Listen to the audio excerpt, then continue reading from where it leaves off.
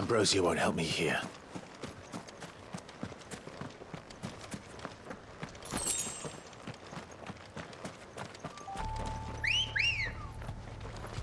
Good girl. Yeah!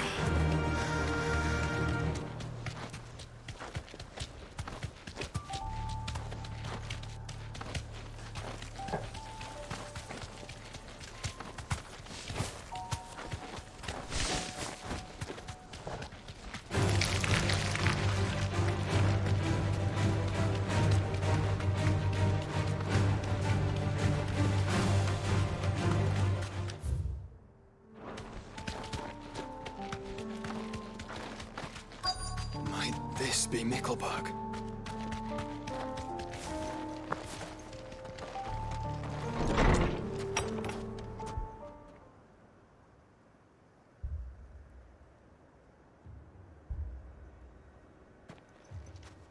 These people aren't turned.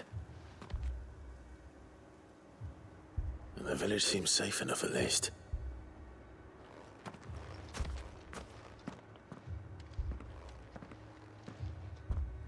What is going on here?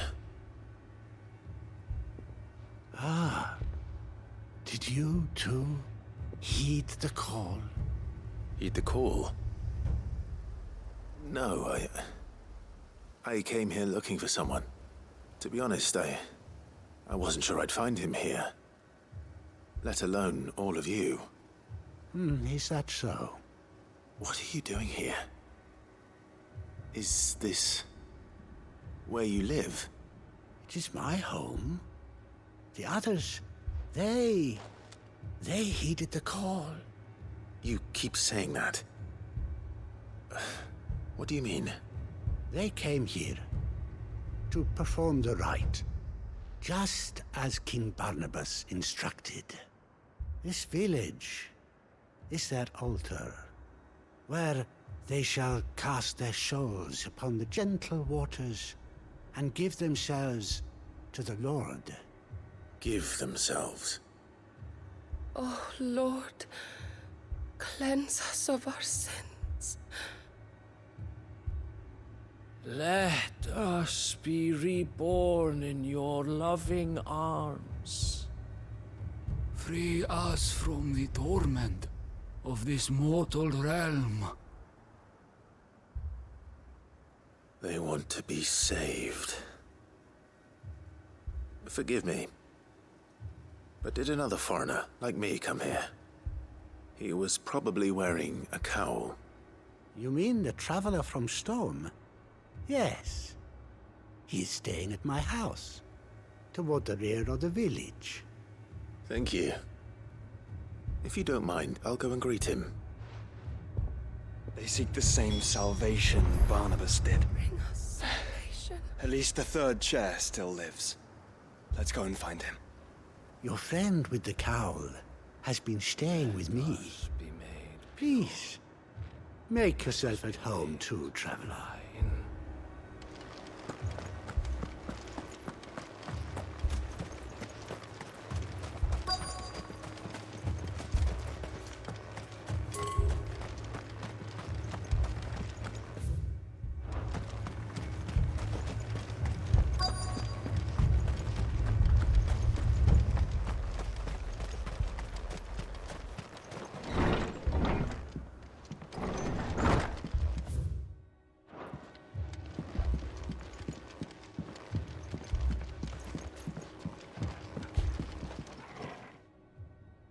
Excuse me.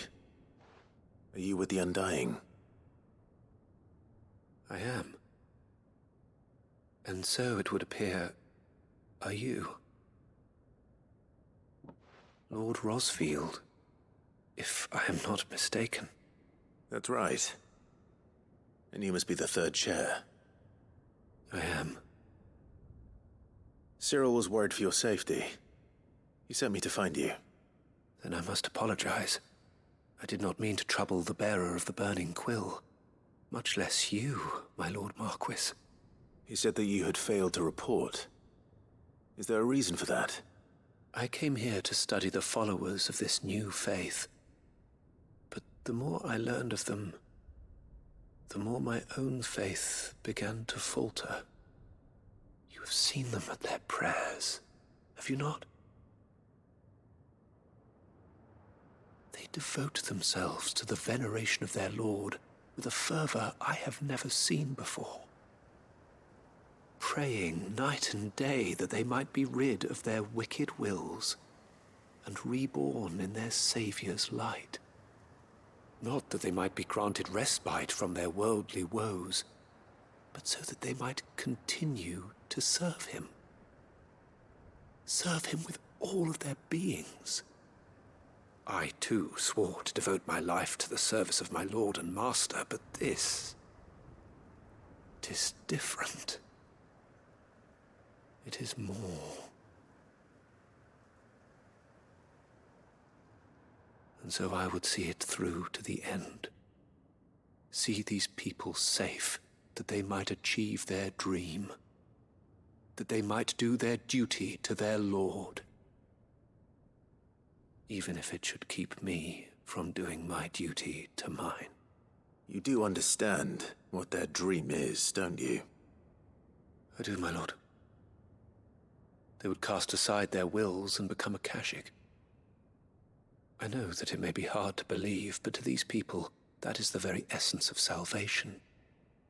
Forgive me, my lord, but I must remain here. If you are to return to Master Cyril, I would consider it a great... Did you hear that, my lord? Something is happening. I'll go and find out what. Stay here.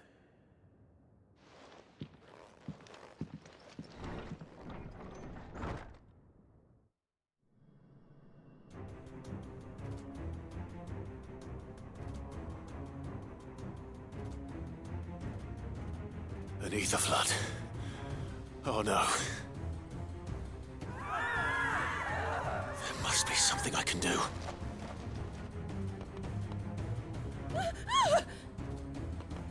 Echoes as well. Found her. Ready, brother? Ready.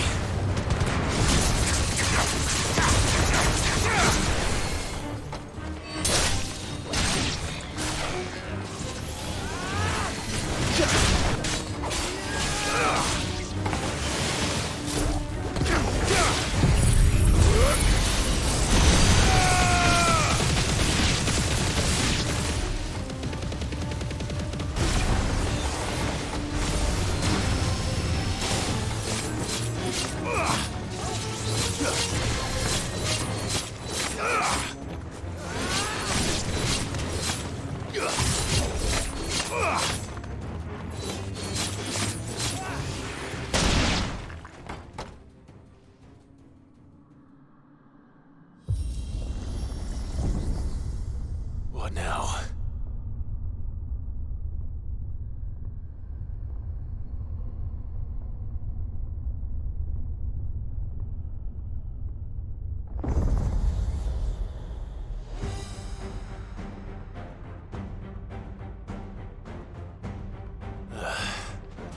We meet again.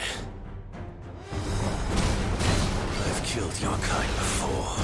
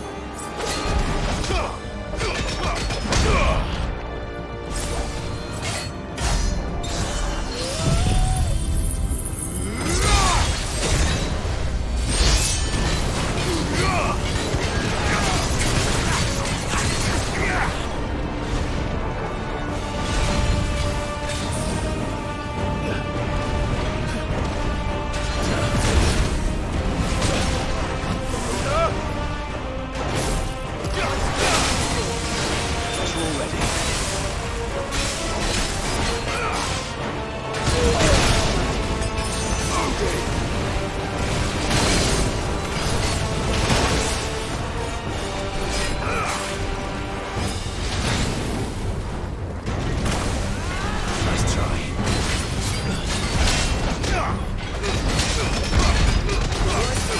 It's up to yourself.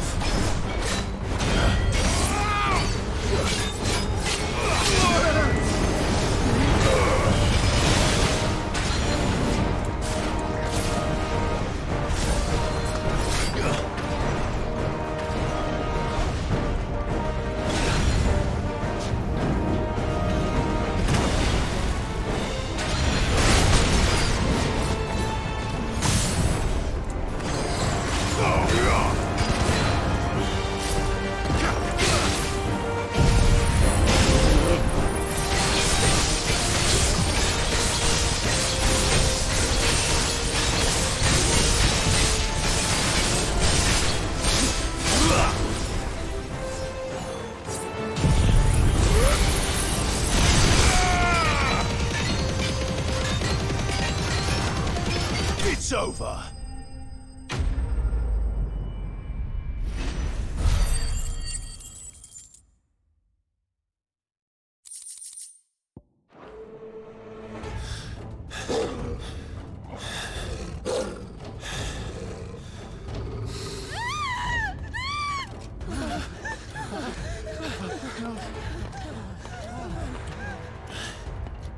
Damn it.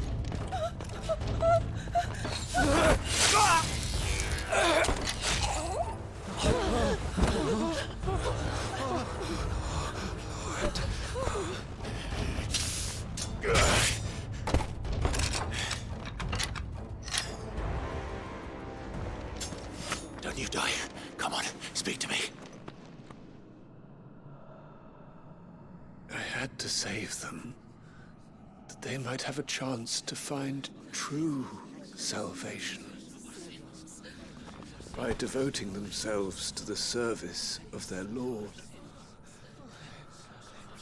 Just as I did, when the Undying plucked me from the gutter and gave me a cause to believe in. A duty to serve was everything to me, and I would not deny them that fulfillment, even if they must become a Kashik in order to achieve it. Forgive me, my Lord Marquis. I did not mean to trouble you with this. My findings. Could you deliver them to Master Cyril for me? Of course. Your duty will be done.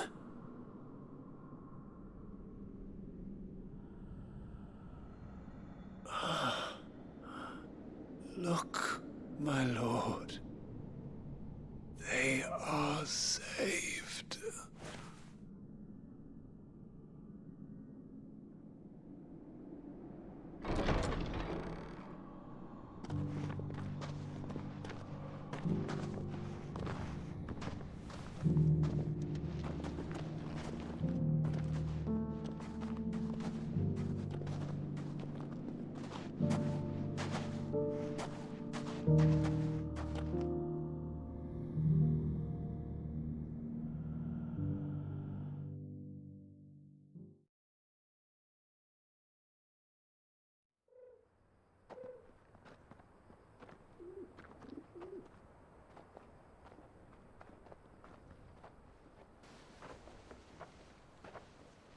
They are saved. Founder. I should get this report to Cyril.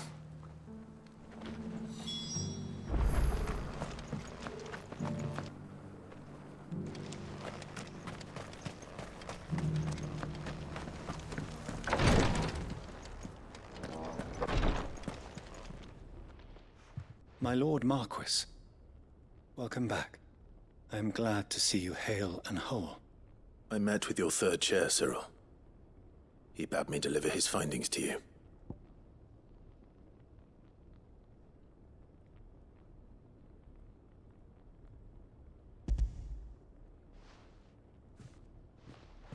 Thank you, my lord.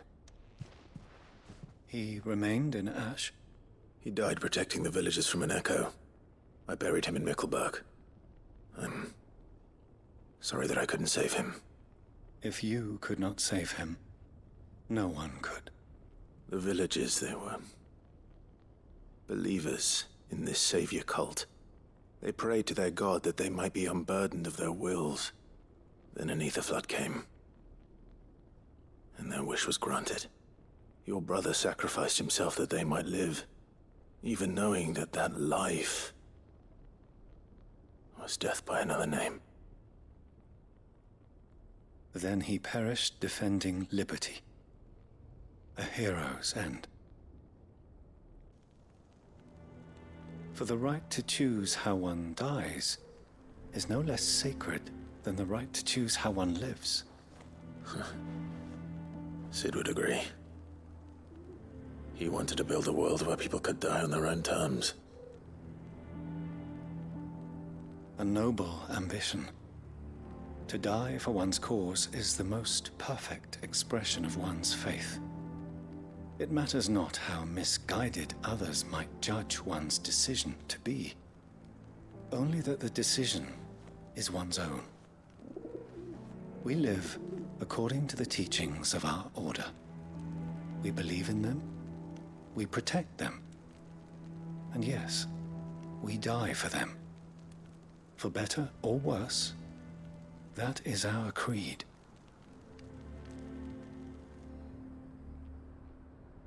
But he didn't die for your creed. He died to save them, and you still believe that what he did was right. I believe that he believed it was.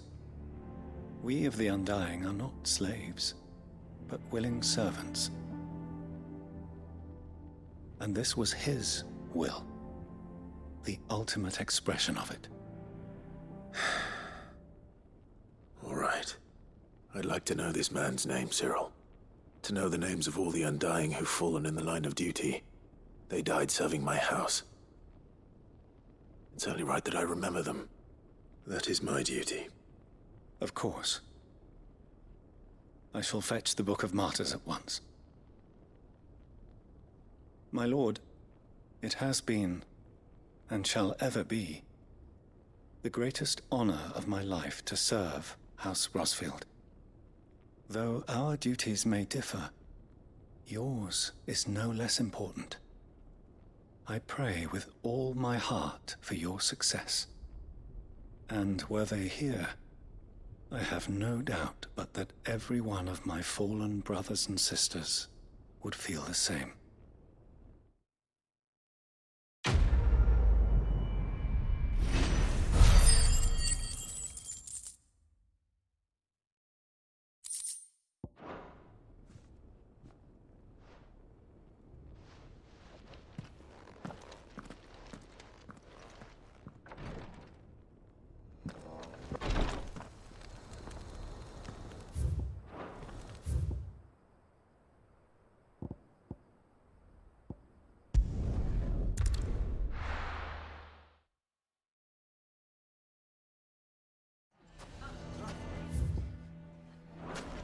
Why the hell would Victor take them? Why is everyone being mean to Lubor? He didn't do anything wrong. Here to help me pack? Thanks, but I'll be traveling light. I'm almost finished already, in fact. You're really going to go through with this, then? I am. But before I go, there is one small issue I'd like your assistance with. Well, two, in fact. If it's within my power to help you, I will. It's the children. I refuse to let them share in my disgrace. And if I leave them here, they surely will. Our friendship would see them ostracized forever. But I can't take them with me either. I can think of only one place where they are certain to be safe and provided for and loved. The Hideaway.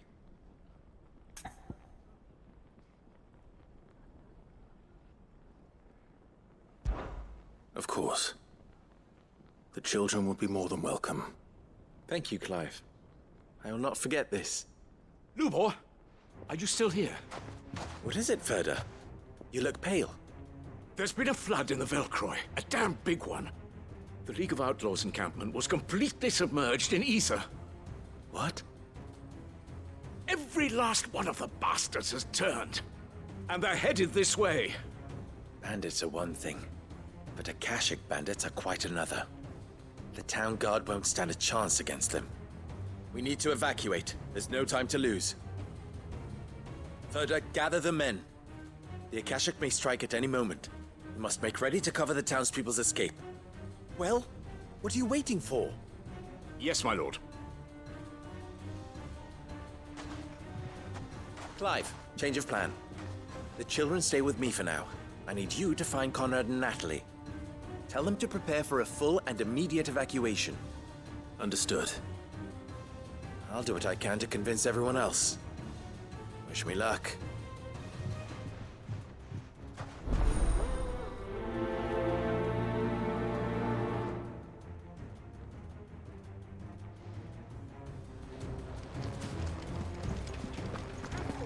You have to listen to me. They're coming. Why do they always have to make such a fuss outside? What's the commotion? That snake spitting his lies again by the sound of it.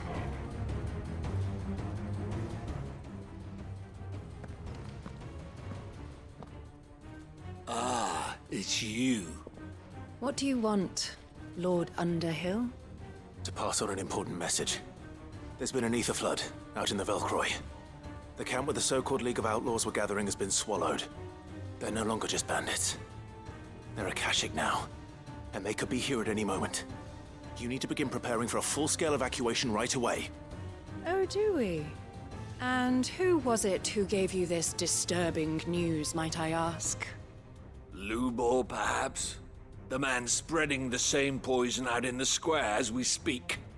You may believe his lies, my lord, but we know better. But why would he lie about something like this? Some twisted attempt at revenge, perhaps. If he had not been unmasked, he may well have been elected our leader. A great honor for one of his kind. One he might well feel aggrieved at having been denied. Lord Underhill, forgive me, but it has become all too evident where your sympathies lie.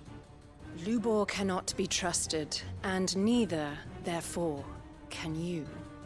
You may not trust me, but for the sake of your people, ask yourselves if there is any chance that this is true.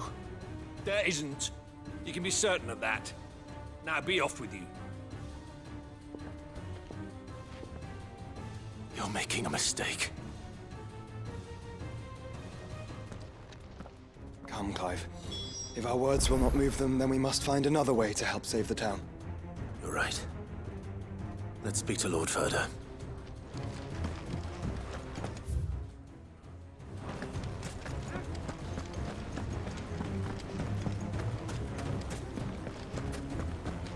I think we'd better shut up. What's Lubor raving about now?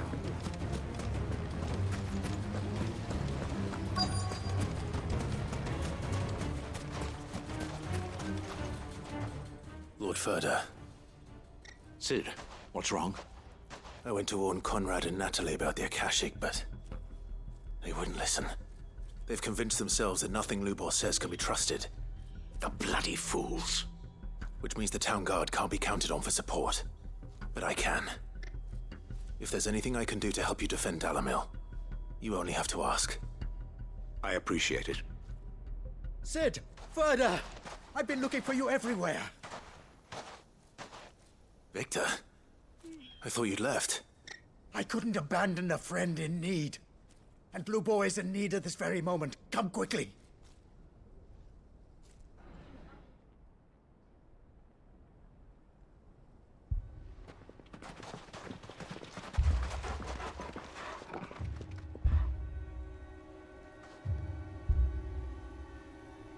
You have to believe me! The Akashic are coming! They don't eat, they don't sleep, they don't tire, and they don't care who they kill. They're unlike anything that's come before. There will be no parley, no mercy granted! We may have saved the town once, but this is different. I do not ask that you forgive me, but please believe me. If you do not run, you will die. You will all fucking die!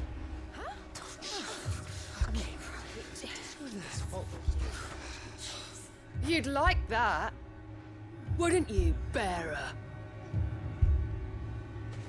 Yeah, with us out of the way, your kind will be free to claim Dalamil for yourselves. You should run! Run, bearer! Yeah, run! Run! Far, far away! Run! Just go! Yeah. Yeah. Yes! Go! Come on, then. Go on! Go! Just go. Lubor. Wait. Someone's coming. Go! Come on! Stop! You're hurting him!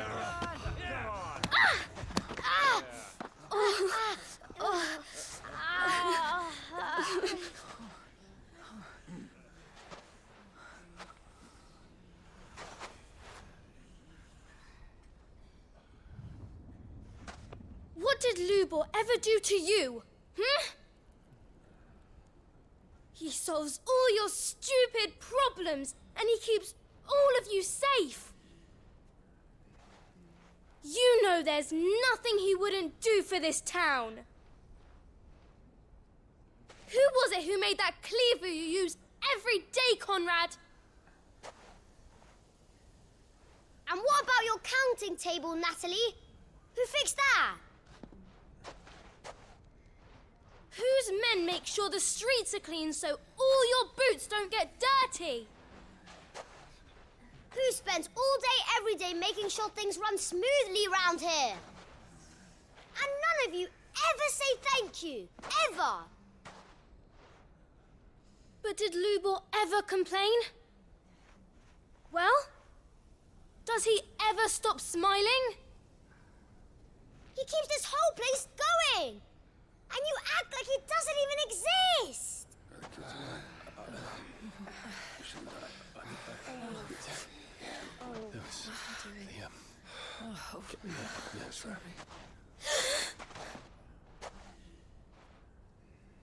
Lubor, we've heard enough. Wait! We will not run. The town guard will not abandon the very place it is sworn to protect. And I will not give up for lost the stores that we labored so hard to fill.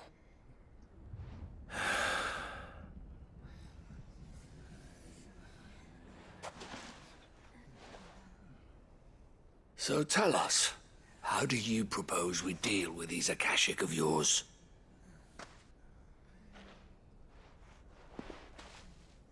We won't run, but we will fight.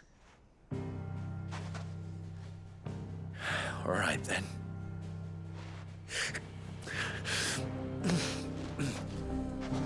Fine.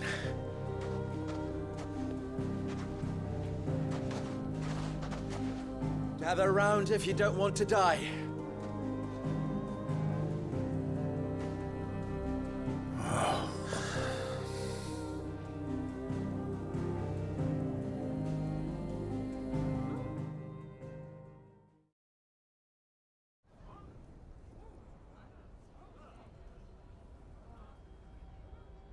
Allow me to explain the situation.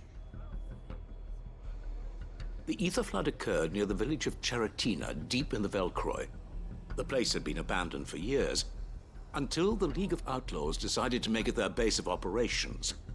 Now they're all turned, and if the scouts' reports are correct, heading in this direction. They are mindless monsters, driven only by hate and rage. And they are utterly unpredictable. With the bandits, we at least knew how and where they were likely to attack.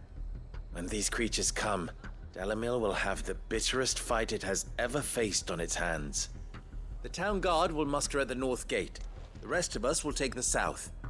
Both forces will provide men to serve as scouts and messengers ready to spread word of the size and nature of the Akashic Force as soon as it is spotted. And as soon as it has been, we will converge on its position and see that it is driven back from Dalimil at all costs. Conrad, can I count on the support of the town guard? Always.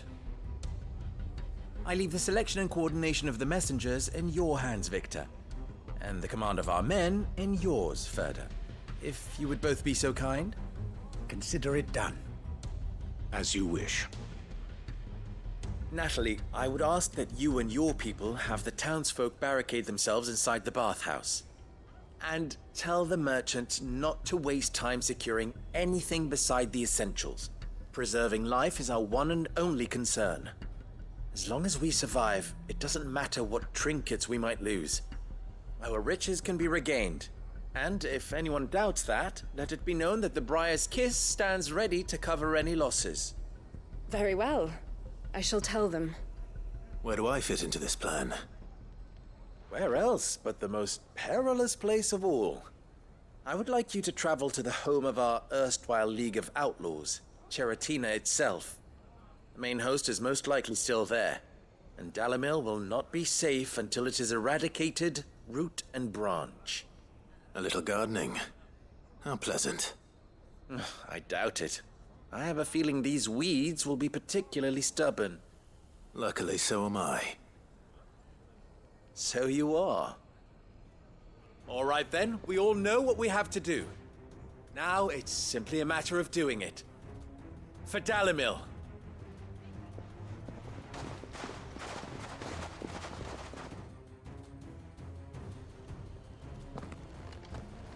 Looks like everyone's ready. I'd better not keep them waiting.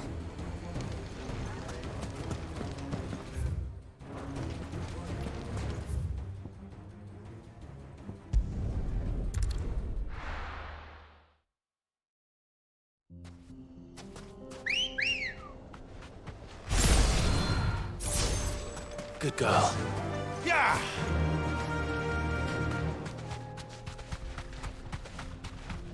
There it is. The flood. But what's waiting for us inside?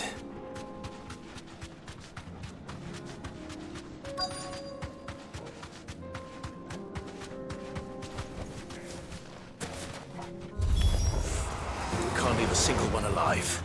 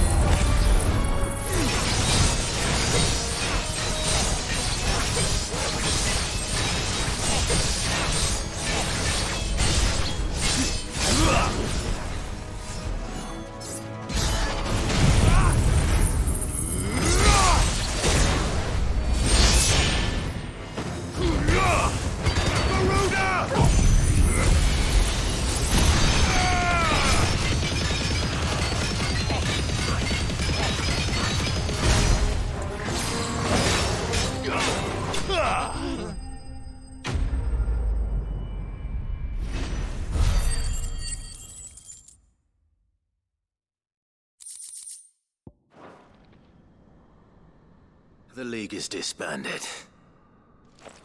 I should get back to Dalimil and see how the others fared.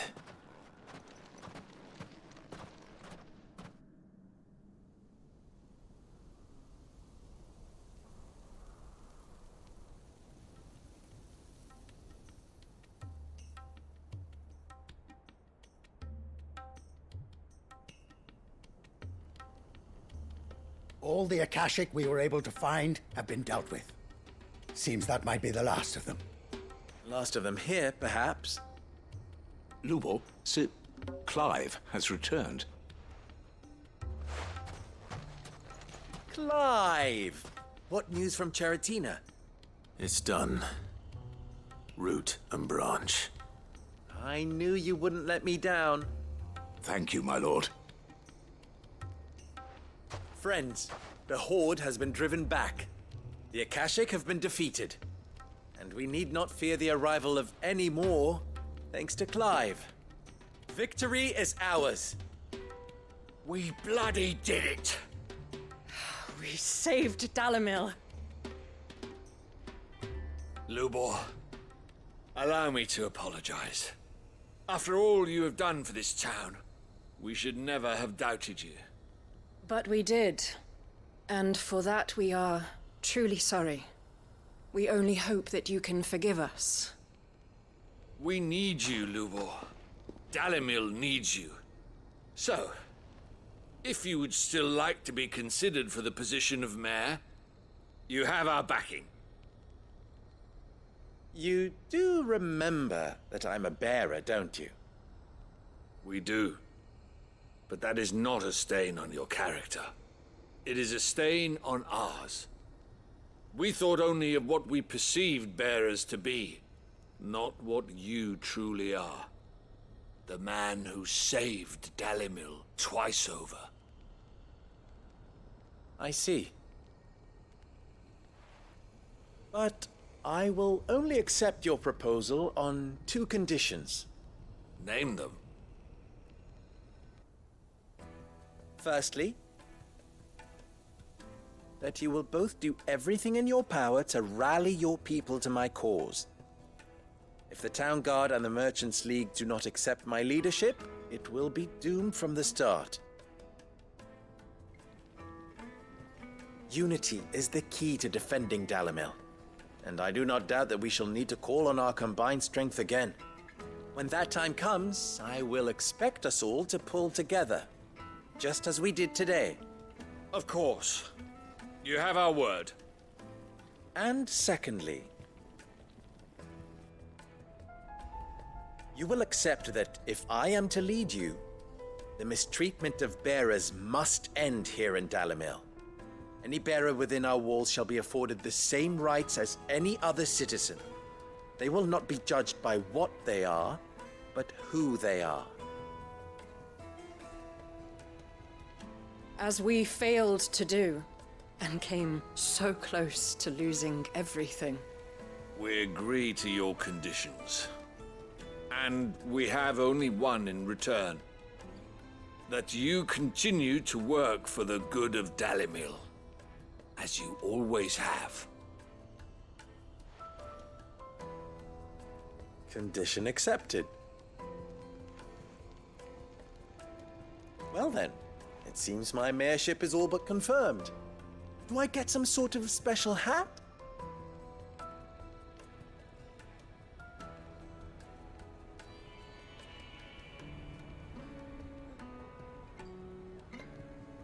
How fickle fate can be. Not so long ago, I had resigned myself to leaving Dalimil in disgrace. And now, I find myself her leader. Here. For everything.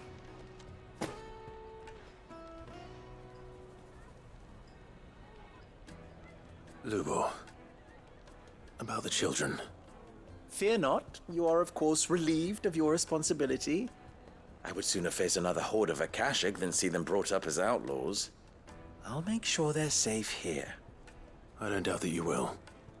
And not just the children, but everyone in Dalimil. I'll do my best. Can't have all your hard work going to waste.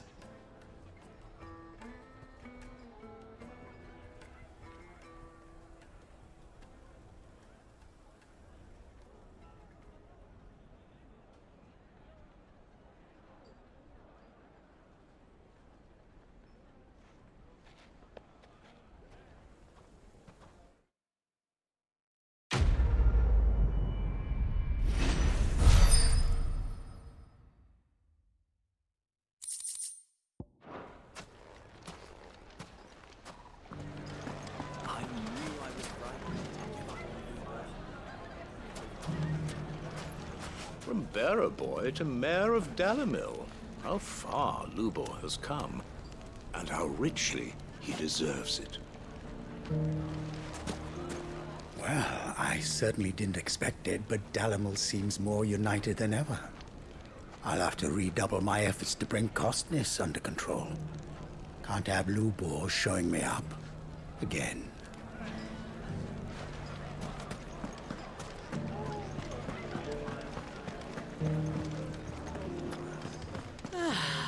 A bit of much-needed peace. Not that it will last. Oh, I know.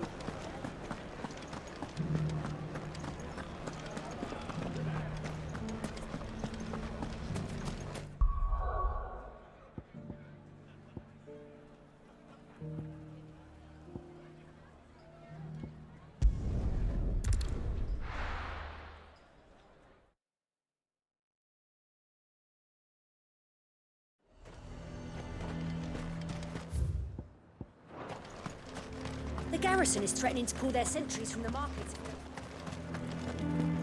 I would speak with this duke. Saw the captain just now. Your town needs you.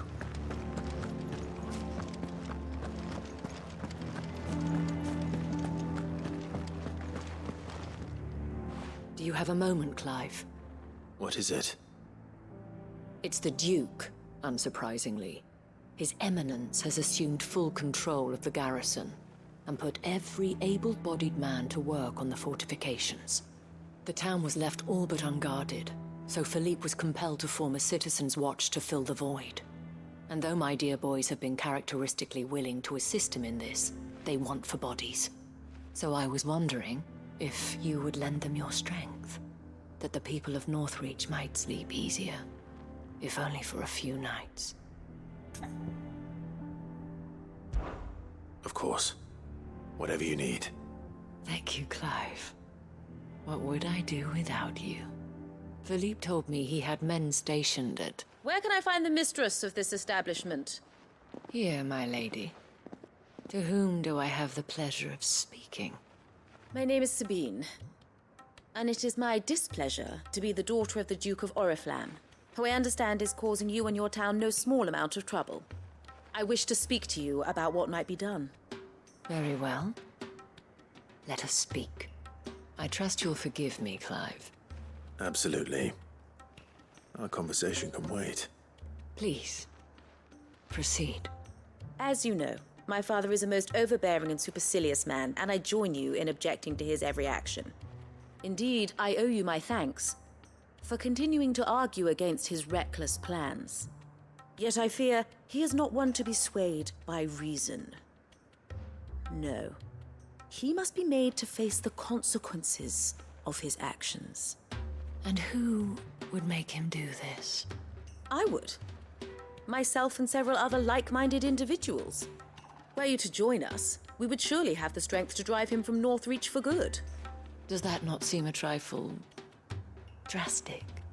Drastic action is precisely what is called for. Unless you are content to see your people downtrodden and dispossessed. My father would have it that citizens exist only to serve the Empire. That they should be forced to make every sacrifice to ensure her revival. But he is wrong. It is not the people who must serve the Empire, but the Empire who must serve her people. He's always been like this. Scornful of the opinions of anyone he judged beneath him. But he cannot be allowed to ride roughshod over the common folk any longer. We must fight him. by all possible means. Fight him? No. My purpose is to quell the tension in Northreach, not to stoke it. Respectfully, my lady. Our only chance of saving this town depends upon every one of us uniting against our common enemy. Your father and his followers included. While I understand your frustrations, I cling to the hope that he may yet be won round. False hope, I assure you. But I see that your mind is made up. I shall bother you no longer. If you will extend me the same courtesy, I bid you good day. She certainly has spirit. Indeed. But unfortunately for us, that spirit is only likely to harden the Duke's resolve, which may be enough to seal the fate of this town. Not that she cares. This is all about her and her father. Families. I'm sorry, where were we? Ah, yes. I was about to tell you of Philippe's plans for the town watch, but perhaps it's better that you heard them from him. I believe he's in the market, if you'd be so kind as to seek him out. Right away. It's just a pity I cannot join you. I'd like to see the two of you in action together.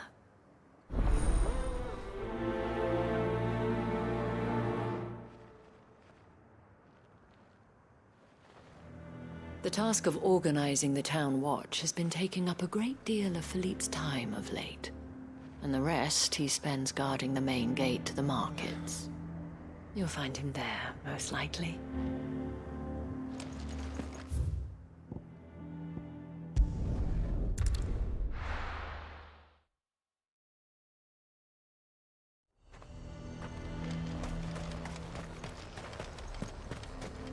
Excellent choice. He'd have our coin. I'll stock enough. So you are content to abandon... Please, I beseech you. If you are a true son of Northreach, you must fight to defend your home. That's exactly what I am doing, milady. Or trying to, at least. The land is crawling with fiends, and someone has to keep watch. Even when our true enemy is hiding in the garrison? Fine. You're not the only able-bodied man in Northreach. Thank you so much for your help.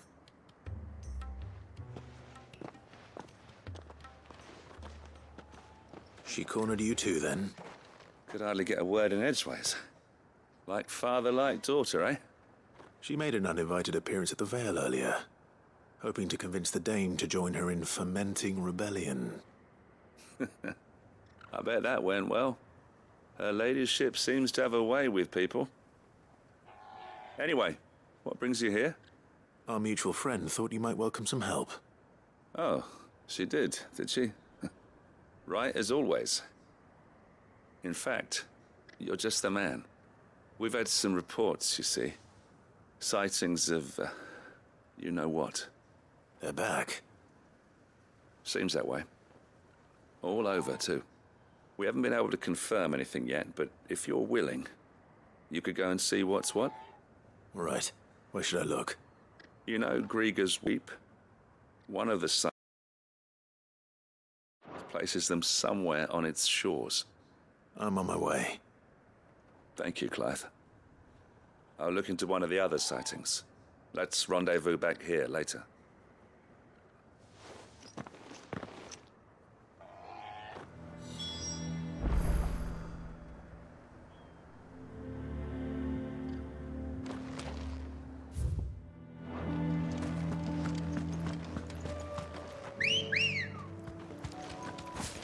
Ready, go? Yeah!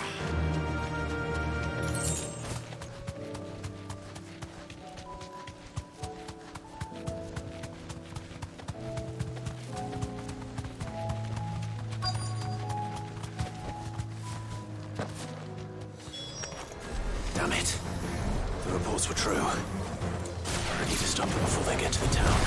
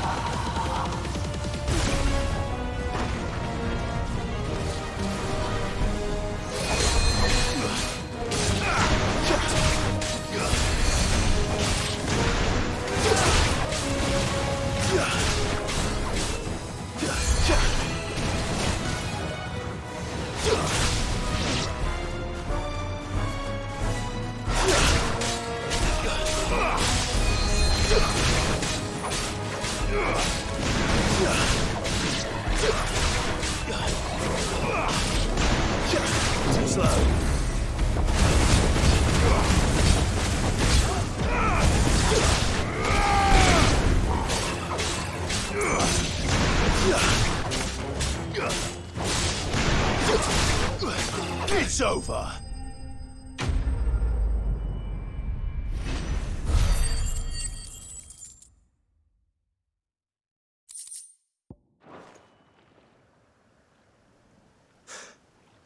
Call that a test, Ultima? Clive, it's me. Are you all right? I am. But it seems the reports were true. The thralls have returned. I dispatched the few that I found, though. Well, there's something, I suppose. But what were they doing south of town? They all came from the north last time. We might be able to fend off an attack from one side or the other, but from both? Do you have eyes in the north? Some. I should probably go and have a look, though, just to be sure. You head back to Northreach. I want you there just in case war breaks out while I'm away. What do you mean? Her ladyship's been busy working her magic on the townspeople, stirring up ill feeling towards her father. But she'll have her marching on the barracks if we're not careful. What? This is exactly what the Dane was afraid of. I'll do what I can to calm things down. Be careful out there, all right?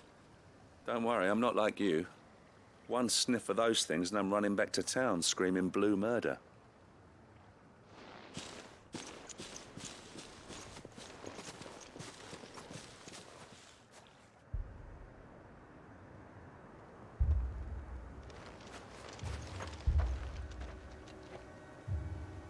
Do you not see, Father?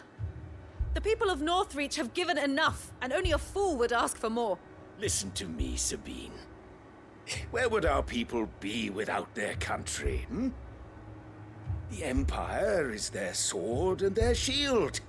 It is she that ensures they can live without fear. But now she teeters on the brink.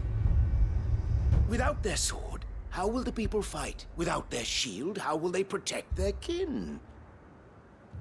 Can the unarmed stand against the advancing hordes? No.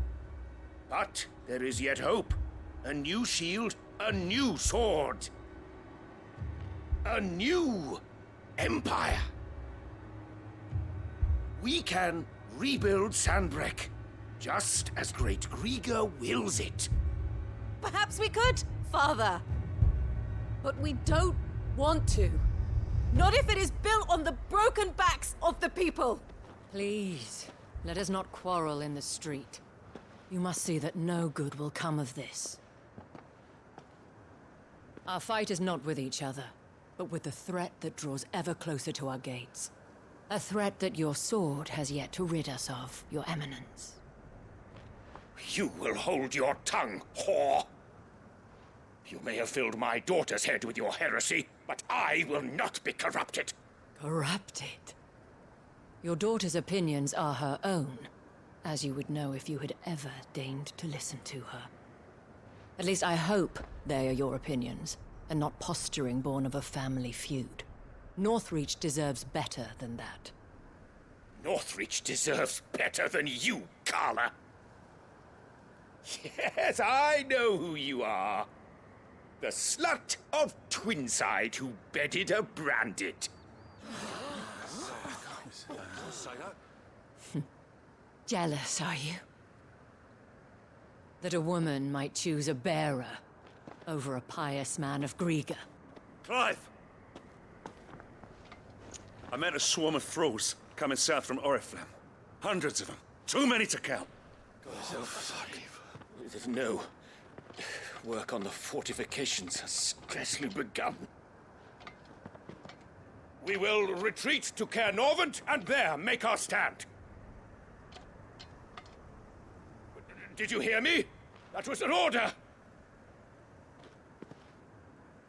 While this is but a heartfelt plea, let us make our stand here and protect our homes. Protect those that we love. Together, for Northreach!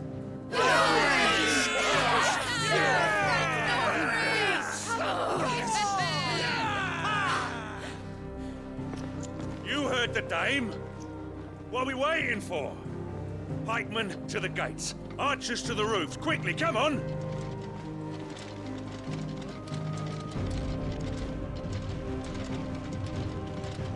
But she is but a common... whore, yes. And we'd follow her to the gates of hell.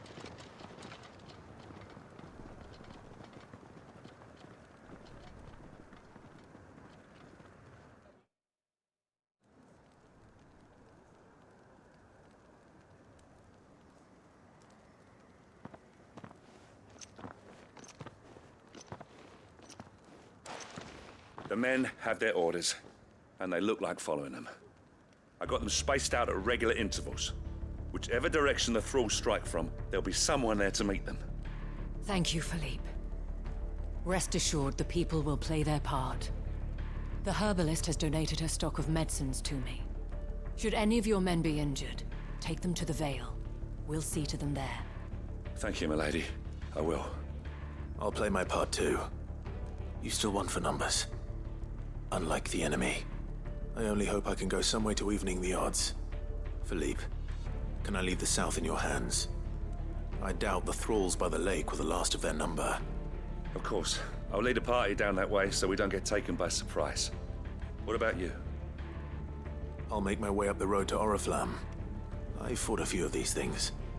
And while I can't promise to hold them all back, I should be able to thin the herd. All right. But take care. Thank you. Both of you. You can thank us when it's over. Till then, madame.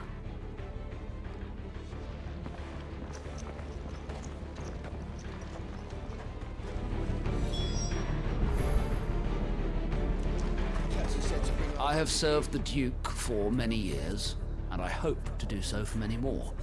But I cannot turn my back on these people. Our people. When the fighting begins, we can take refuge in the barracks. See that you come back safe, Clive. And we shall do everything we can to ensure the town is still here when you do.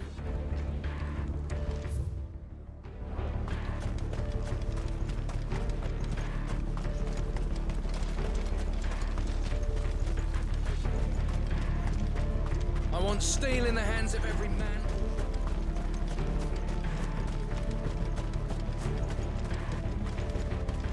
Ambrosia won't help me here. No use calling Ambrosia now. Come on.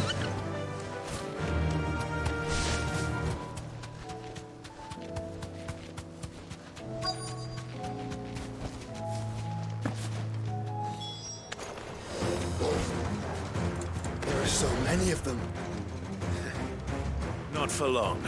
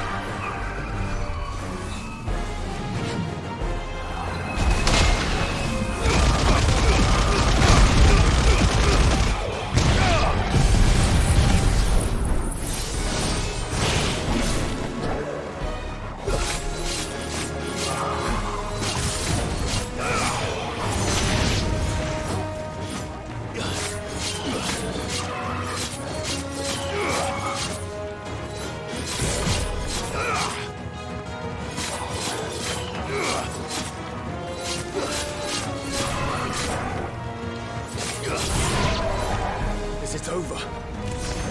No. It's only just begun.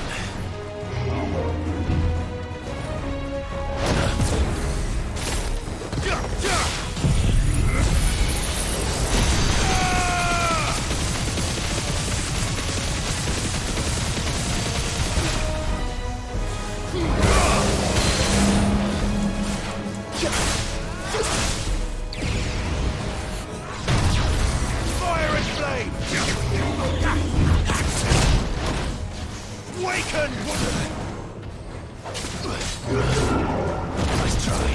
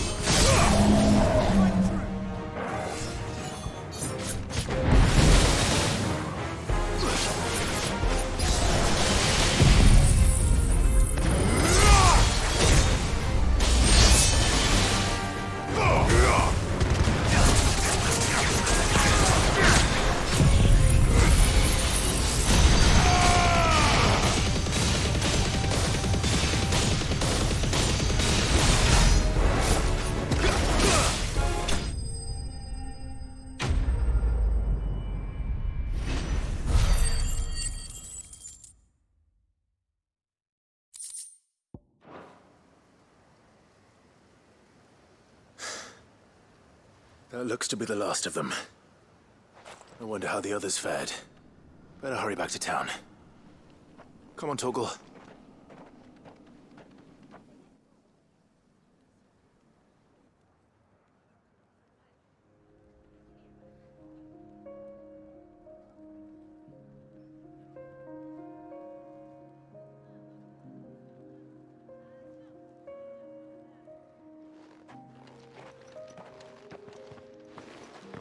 Clive, it's good to see you. And you. The road to Oriflamme is clear. How did you and your men fare? Well, we ended up fighting for our lives down by the lake. Took a few nicks, but nothing the girls of the Vale can't put right. Glad to hear it. Well, it seems we've survived. For the time being, at least. I thank you both for answering the call. You were right. And I was wrong. About everything.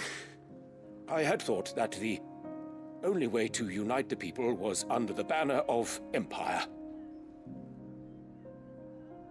That without a strong hand to guide them, they would drift apart. To be borne hither and yon by the eddying currents of fate. But you brought them together. Not by force, nor by the exercise of goddess-given authority, but by simply being one of them. By knowing what they feel, because you feel it yourself. Our purpose was ever the same, Your Eminence. You were merely distracted by a loftier vision of empire and glory, while our eyes beheld matters closer to home. You have the right of it again. As did you, Sabine.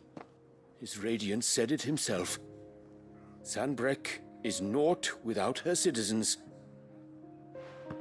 I forgot that. And I am sorry. I'm sorry too, Father.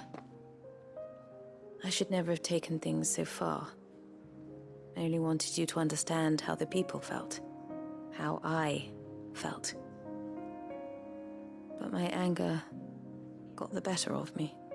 Do not blame yourself, my dear. This was my doing. I should have listened to you. To all of you.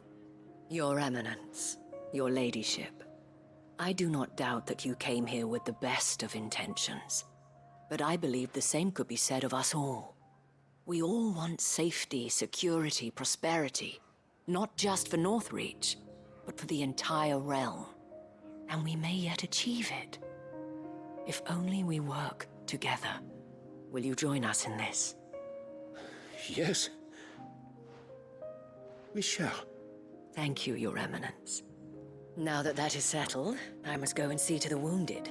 The Vale's doors are always open to any soldier in need of relief. And today there are more than ever before.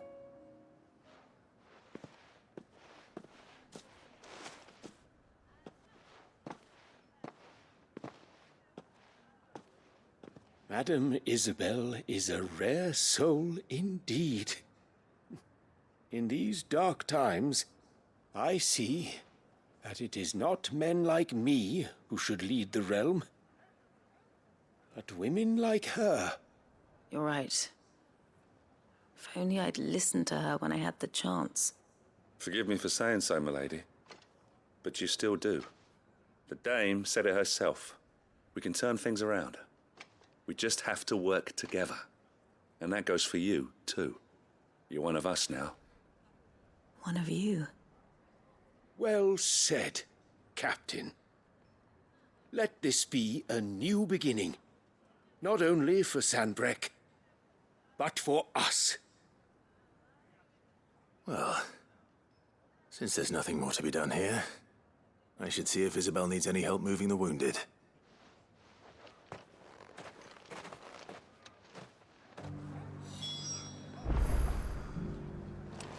Can we get you anything?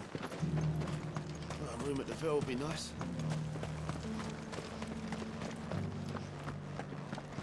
One of the dames, aren't you? Leave it to her to spot an able body.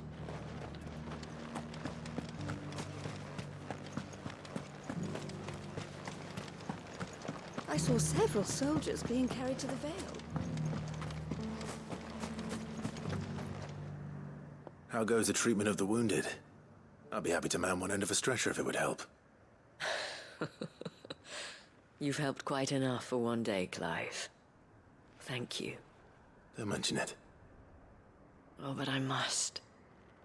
After all you've done for this town, it is the very least you deserve. Tell me, if Northreach had fallen, what would you have done?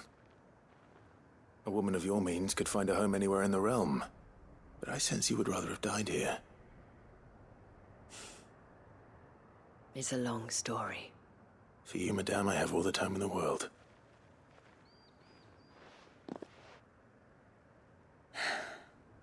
Very well.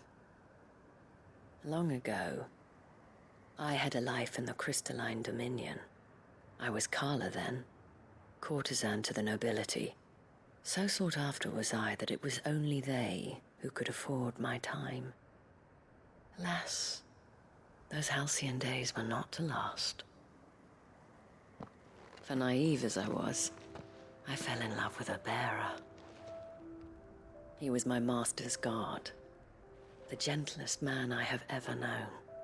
After they discovered us together, he was whipped bloody and forbidden from ever looking at me again. And so we fled. Not that we had anywhere to flee to. We wandered, aimless and starving, half dreading, half praying that the next day would be our last. Until we found ourselves here, in Northreach. It was the Vale that took us in, that fed us, clothed us, and healed our hurts. Those that could be healed, at least. My love was already too far gone. He passed away. He did. Not long after we arrived.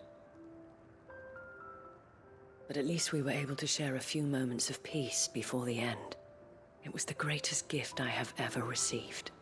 But the generosity of this town and her people did not end there. The men and women of the Vale supported me through my grief. Shared in it, though I was still a stranger to them. They treated me like a sister. And so I swore that I would always do the same. That I would return the kindness that Northreach showed me. that I would repay my debt to the Vale.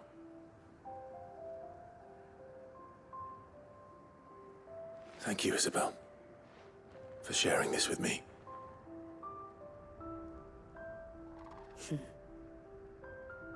You're a lot like him, you know. Perhaps that is why I have such a soft spot for you. Never stop fighting, Clive. And I shan't either. I know that it will not be easy to keep Northreach together. But our efforts will be rewarded. Just look at us now. The people, the soldiers, even the Duke of Oriflamme and his daughter, all united in defense of this town that we have come to call our home. And what of you? Can we count on your support too? Always.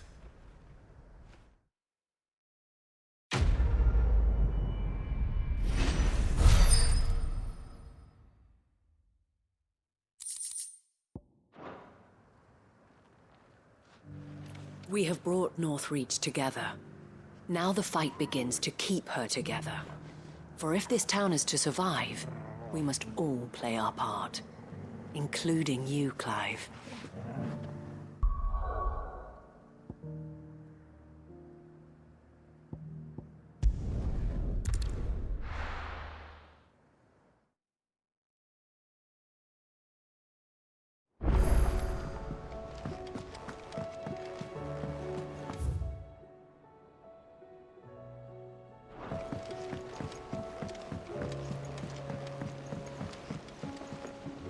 Sid, do you have a moment?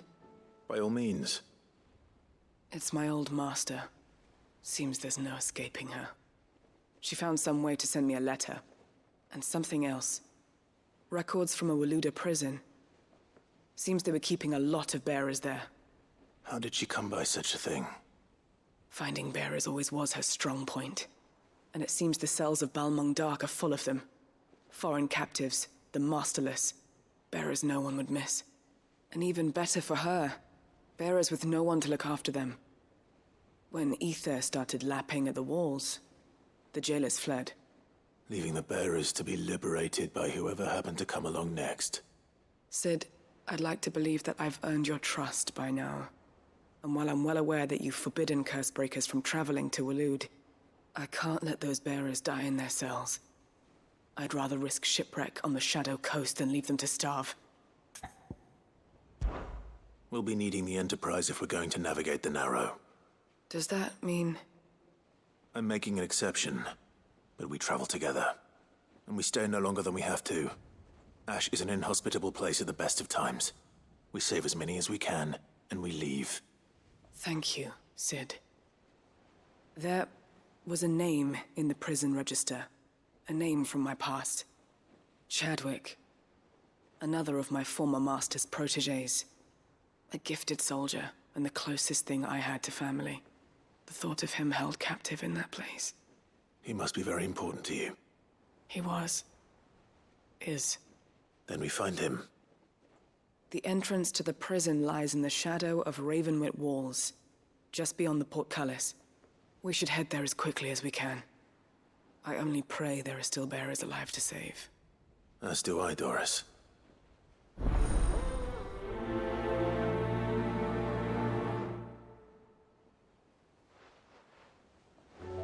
How long has it been since the jailers of Balmung abandoned their charges? Without food or water, they won't last long.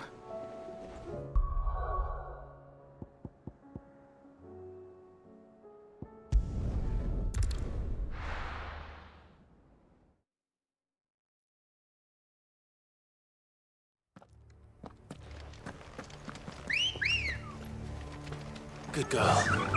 Faster!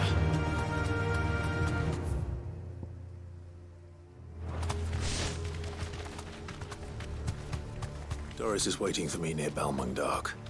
The longer she's out in the open, the more likely she is to be found by a Kashyyyk. I need to hurry.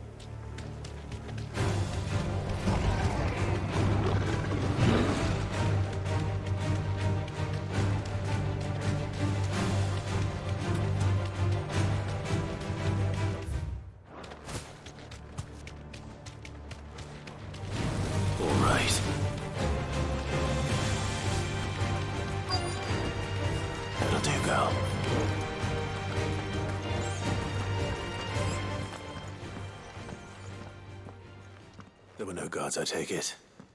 None manning the gates, no. It's a different story inside, though. The corridors are crawling with Akashic. Most likely guards left behind when the Wardens ran. If Chadwick was being held here, I worry that he may already be. Don't give up hope just yet, but let's move quickly. Let me check the ground floor. The ether stick is there. Then I'll search the upper level. Good luck, Sid. Stay safe.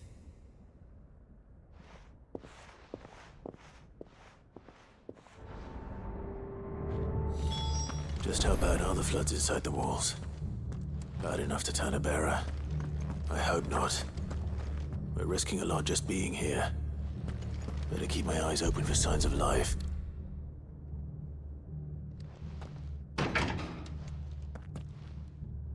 Locked up tight.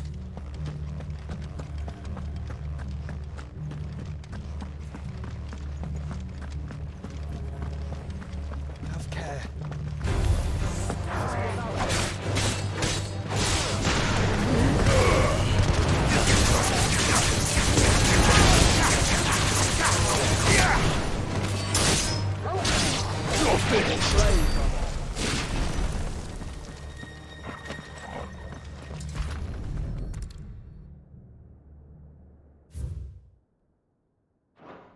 So this place was no ordinary prison. And I doubt they'll have taken the creature with them when they fled.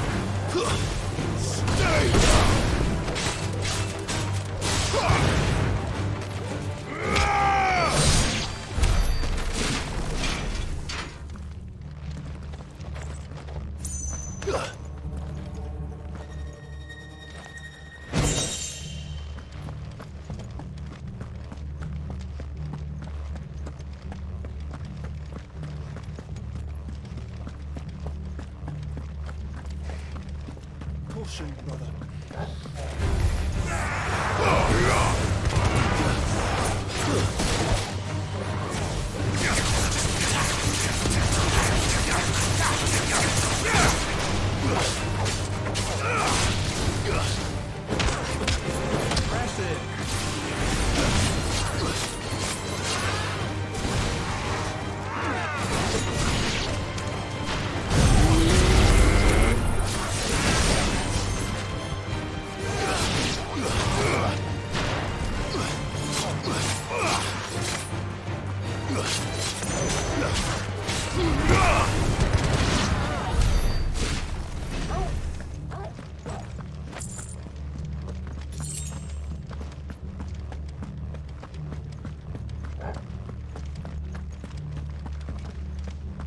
No sign of any bearers yet. I hope you have better luck downstairs.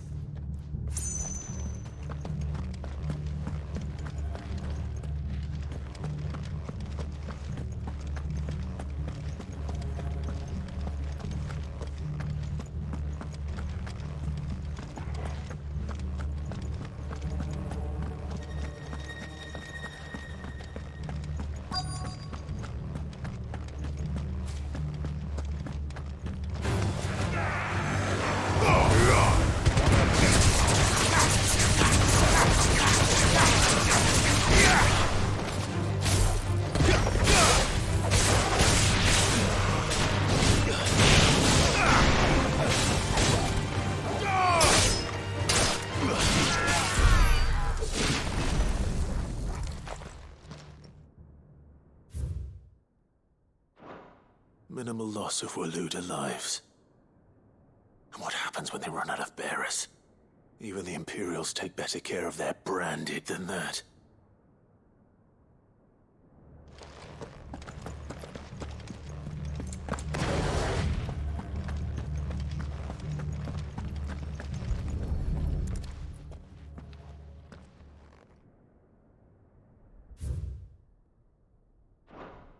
They were feeding bearers. is to it. This is even worse than I'd feared. Nothing but a caching down here. Hopefully things are looking better upstairs. I should go and see how Doris is getting on.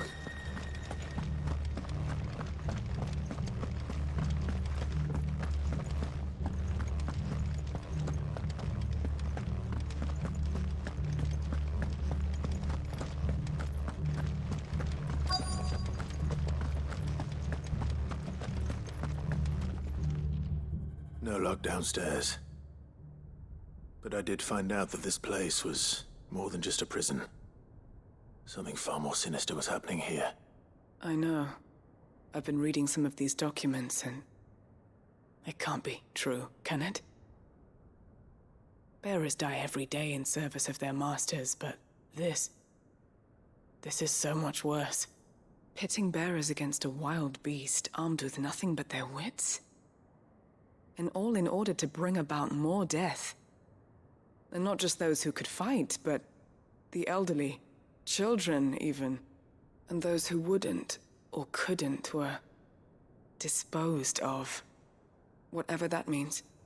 I'm afraid it means they were fed to the monstrosity they kept here. Then we're too late. And I was a fool to bring you here. Don't say that. Did you find anything else? A key. But it doesn't fit any of the locks on this floor. Perhaps it will fit one of the doors downstairs. There's a corridor I haven't searched yet. Finish up here, then come and find me when you're ready. All right. I'll be there in a moment. If we don't find any survivors, we've risked our lives for nothing. Take care. That creature might still be here somewhere.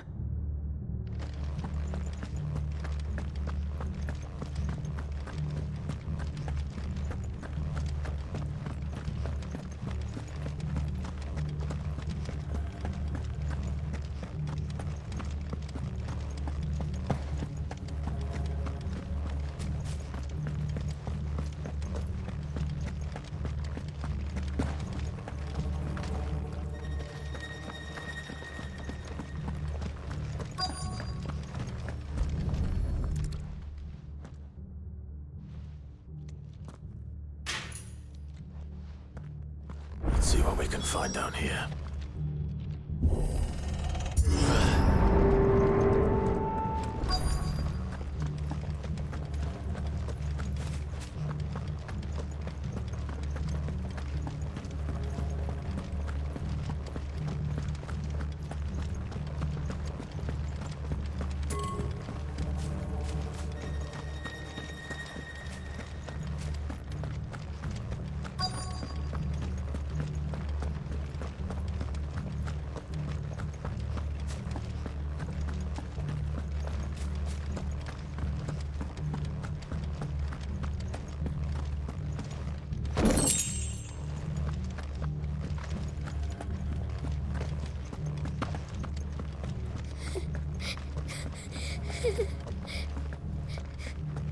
Survivor. And she sounds close.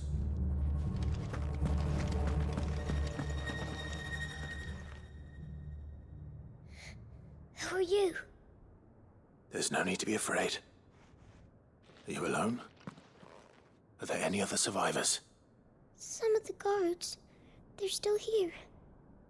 But something's wrong with them. Everyone else was eaten by the monster. Of course there were.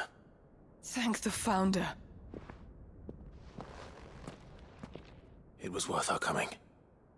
But I'd rather we didn't linger. Are you ready? Ready when you are. You poor thing. You must have been terrified. Did Chadwick send you? What? He fought the monster. Distracted it so I could run away. He must have sent you. He promised to free the others too. Where is he? He opened your cell, didn't he? He wouldn't be here otherwise. Chadwick.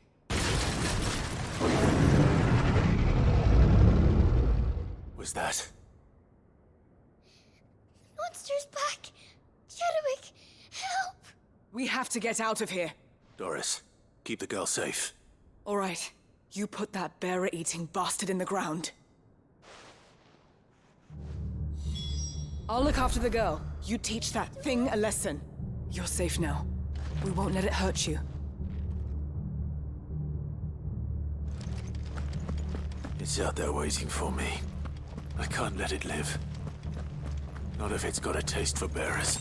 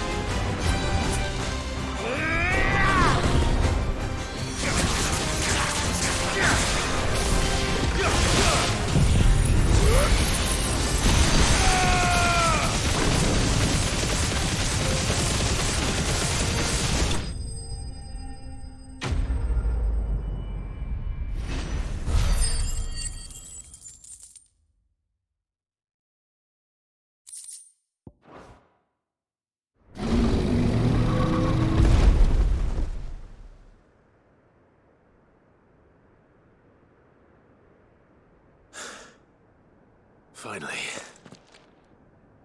Sid, are you hurt?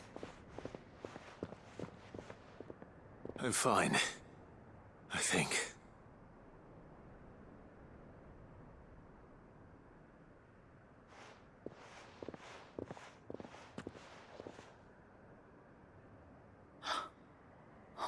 No.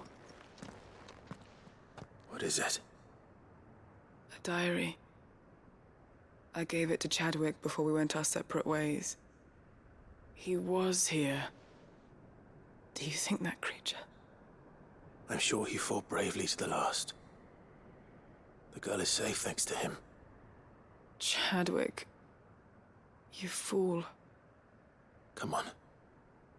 We have to get her back to the hideaway. We don't want his sacrifice to have been in vain. No. Of course not.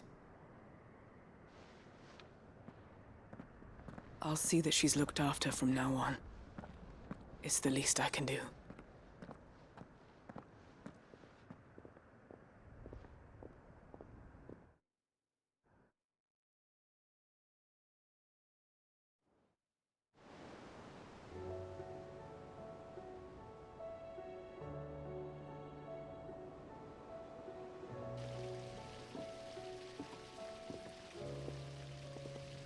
From what I hear, you've barely left the girl's side in days. I hope she's recovering from her ordeal. She is. Slowly but surely. She's far tougher than she looks. I thank the flames we found her. If we hadn't... I know. But we did. I'm sorry we weren't able to save Chadwick. There's no need to apologize.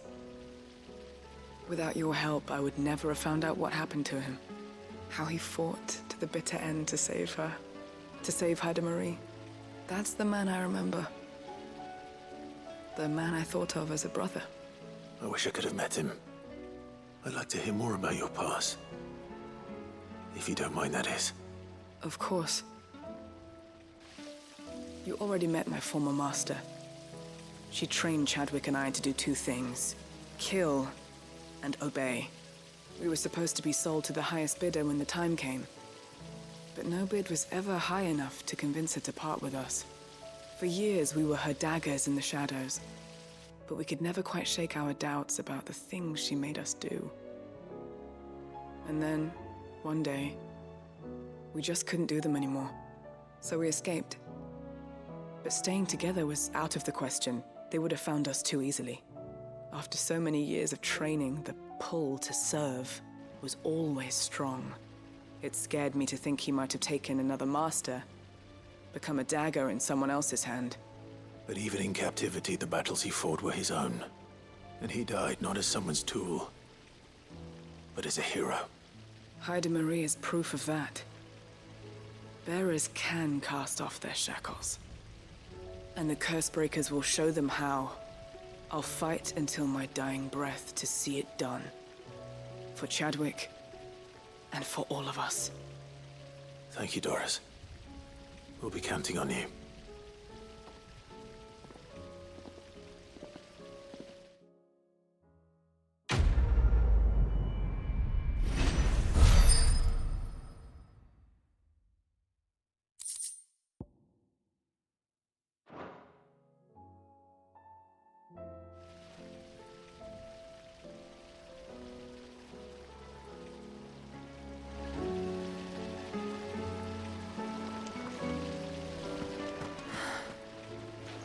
This time, my heart has wandered hither and thither in search of the perfect companion. When all along he was here, standing right beside me. There's so much food in the hideaway.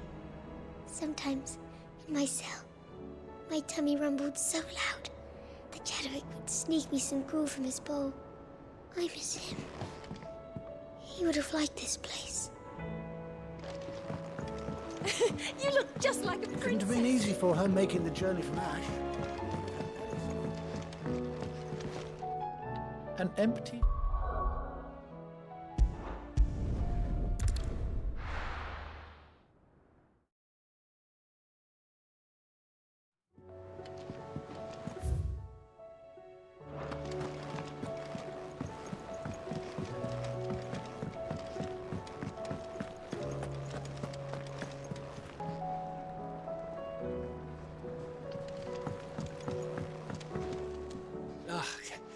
You all right?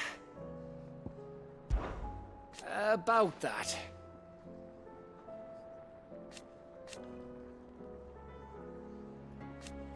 Aye.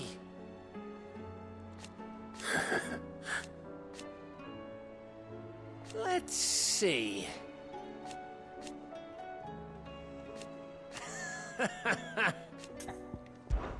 Something troubling you? No more than usual. It's just... Eda's baby will be coming soon, and I wanted to make something for it. I'm sure she'd like that. Back in the north, families would always make gifts when a bairn was on the way. Yeah, let the little tykes know they were welcome in their new homes, like. So, what's the problem? Well, the problem is that Eda's due any day now, and I don't know if I'll be ready in time. Is there anything I can do to help? You know, there just might be. All right then. What exactly are we making? A good luck charm. But not just any good luck charm. Not just any. No. One made from the feather of a silver chocobo. There's naught lucky in all the realm, or so we used to say back home anyway. Thing is, they're hard to come by. Had Otto and Karen check with their suppliers, but nothing. I'd try and track one down myself, only...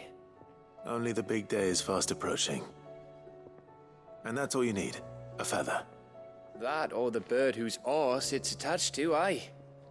I was gonna start by asking around with traveling traders plying the northern borders. Well, there's no shortage of those passing through Martha's. I think I might make that my first port of call. I'll let you know if I find anything. You're a good friend, Clive. I won't forget this.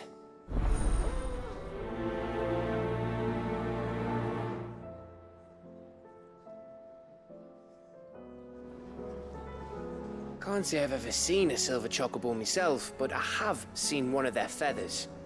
Look just like a normal one, only silver, obviously. Well, grey.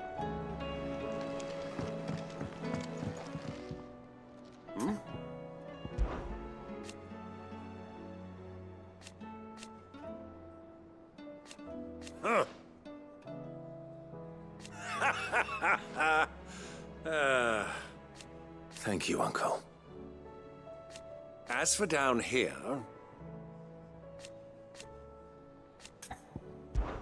Clive, my boy! Rutherford informs me that we owe you our thanks. Hadn't intended for you to get involved, but such are the times we live in, huh? I would have done the same for anyone else. You're far too modest, Clive. You'd make a terrible nobleman. But tell me, is the realm truly in as dire a state as Rutherford suggests? From what little I saw, you were right to be worried. I suppose I should have expected the worst. But I was rather hoping the great and good of the realm might have things a little more under control. Alas, it seems that firm leadership is in short supply these days, and without it, the people are bound to lose their way. We must move quickly. But where do we start? True, the challenges that face us are many. But in my estimation, there are two key areas to be addressed before any other. The realm's armies and her larders. As you've seen firsthand, it's every man and woman for themselves out there. Certain cities have banded together to try and maintain some semblance of order, yes? But such cases are few and far between. And yet, the only remedy for the chaos that faces us is unity. A unity that transcends even the borders laid down by our ancestors. In short, if Storm does not stand together, she will fall apart. But how would one even begin to unite the realm? The armies, my boy. As I told you already, we begin by restoring order among the ranks of those sworn to maintain it. Sadly, I doubt I could convince even the lowliest gaggle of privates to dig a latrine together. But I do know someone the High Commanders have been known to listen to on occasion. Field Marshal Eugen Havel. I thought he was retired. He was, until an Akashic army tore through Randalar and killed most of the rank and file. There is no man alive more capable. Literally. And as luck would have it, I've already spoken with him on the matter. Of course you have. And he's agreed to help. On one condition. That he first speaks with you personally. Havel has always been a man of frustratingly rigid principle, and he has certain qualms about clasping arms with, well, with an outlaw. I extolled your many virtues as best I could, of course, but the old goat was adamant that he be allowed to appraise you in person. You don't mind, do you, my boy?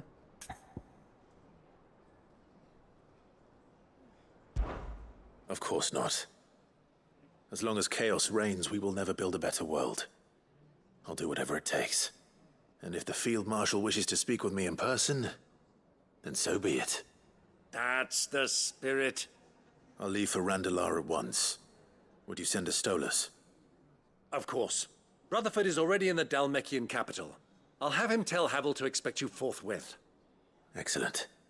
Thank you, Uncle. No, thank you, Clive.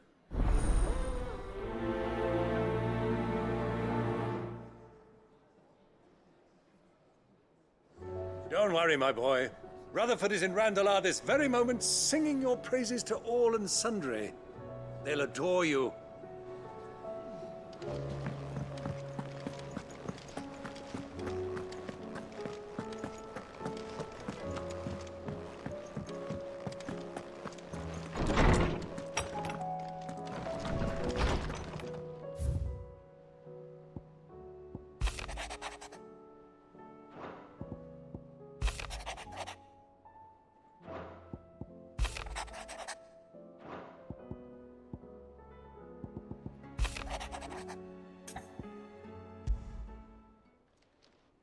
It's usually me making demands of Harpocrates. I wonder what this is about.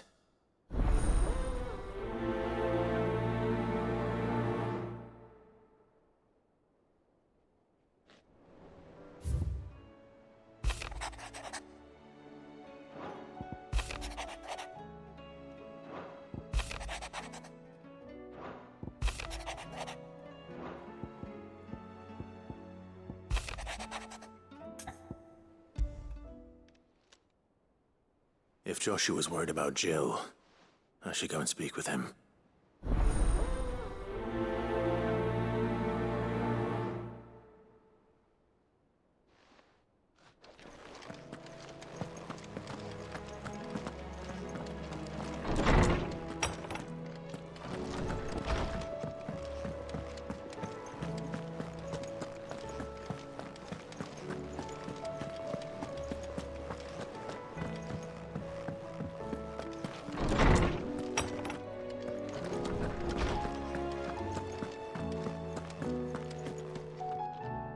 Lawsman Harpocrates, I received your note. Ah, yes. I expect you're wondering what this is all about. You spoke of making amends with Dion, but I can't imagine what for. Then I should begin by telling you that I was once his tutor. This was some years ago, of course, before I joined Sid in his hideaway. At that time, I was counted among the foremost scholars of Oriflamme, and was accordingly invited to the palace to supervise the young prince's education, all to ensure that the future emperor had a firm grounding in, well, everything an emperor should. History, religion, commerce, government. Alas, our time together was cut short when Dion left to join the Dragoons, his studies no longer being deemed necessary. I had not expected to meet with him again, least of all here. Have you spoken with him? No, I have yet to find the right moment. His Highness always seems so preoccupied, especially when alone. I would not wish to disturb his ruminations with idle words of greeting. Not when I know he dwells upon the evil Ultima had him commit in the Dominion. The guilt weighs heavily on him, I know. But as you say, that was Ultima's doing. Surely you can't blame yourself. When I first met him, it was not guilt, but his people's expectations that weighed heavily upon him. And I did nothing to ease that burden. He bore it alone, until the day he could not bear it any longer. It is one of my greatest regrets that I only ever offered him my wisdom, when what he truly needed was friendship. The blame for Dion's transgressions lies not only on his shoulders, but on mine. I see. I'm ready to help you in any way that I can. Then I beg that you bring me a wild wyvern tail. Apothecaries across the ages agree that even to glimpse such a flower is to be granted inner solace. Fabulists and fraudsters all, of course. But there is oft a seed of truth to be found where even the most outlandish opinions align. Well, it can't hurt to try. Where can I find this flower? And how will I know it? You have seen cultivated wyvern tails before, I trust. The lily-white blossoms from whose roots the poisonous ink for the brand is distilled. Well, those which grow in the wild differ only in their purple hue. The harsher the environment in which they are raised, the deeper the color. There is a waterfall in Rickmal's Roost across the strait, where the flowers once grew in abundance. Whether they still survive there, I know not. But try as I might, I can find no likelier location. It's all right. I'll find you a wyvern tail one way or another. Thank you, Clive. And please, be safe.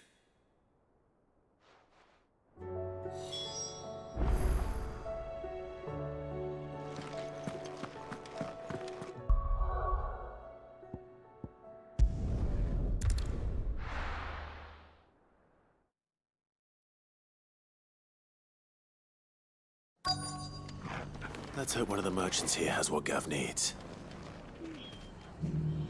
Excuse me. I'm looking for something. Oh, well, then I'm your man. A silver chocobo feather. Oh, or maybe not. Though you're not the first to mention the bird around here. There was a man stopped by the rest not long ago claiming he was attacked by a silver chocobo near some gutted hovel not far from Eastpool. Most took him for a braggart and a liar, but who knows? Perhaps there was some truth to his tale. We'll see. Thank you. The feller who claimed he was attacked didn't linger here long. Said he was gonna go back and capture it. Prove us all wrong. And that was the last we ever heard of him. Wonderful creatures chocobos are. They're fast, strong, loyal, and best of all, they won't balk if you point them into the belly of a flood. Thick skins these birds have. Thicker than most, at least. Now, leave them in a flood too long and they'll turn, sure as eggs is eggs. But a quick dip in and out, and they're right as rain. Which is a boon to a trader like me. Reckon there's enough Akashic on the roads to worry about without this old girl turning.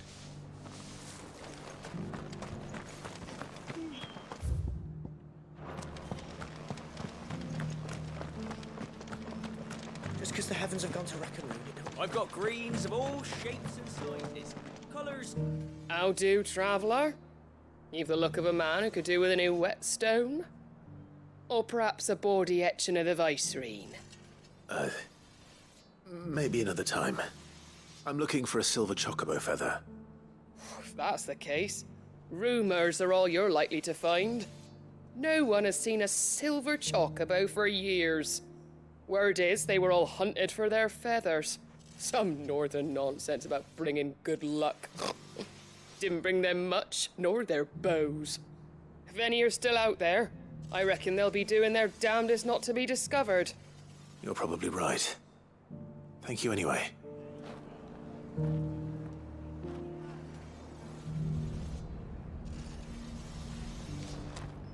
The hills around the rest are crawling with wild chocobos. If you're not too picky about the colour of their plumes.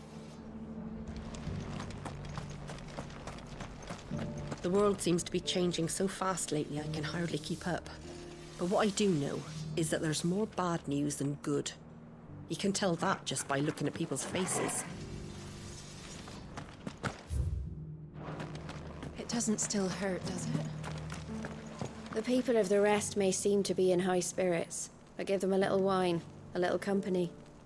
and the tears soon begin to flow. Don't keep your woes to yourself, soldier. Open those floodgates. You'll feel the better for it, believe you me.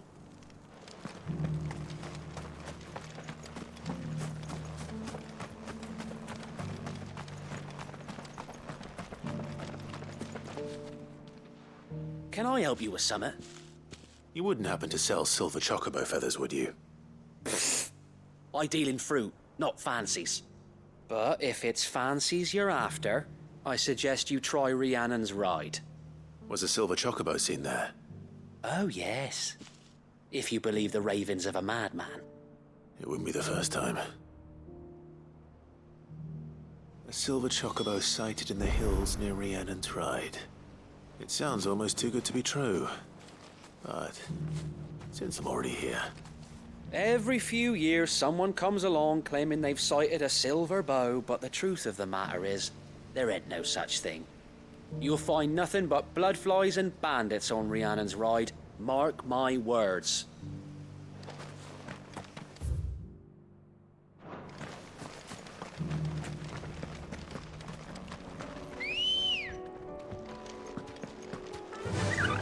Fly, Ambrosia.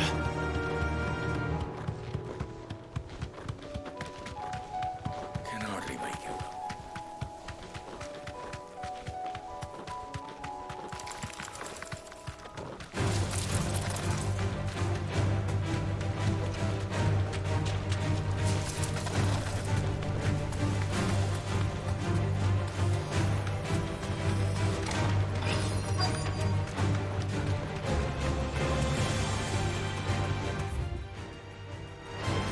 Tracks. They're not left by bandits for a change.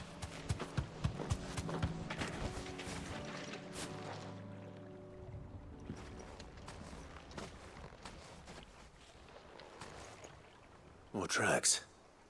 And these look fresh. The chocobo was here. And recently. Perhaps it still is.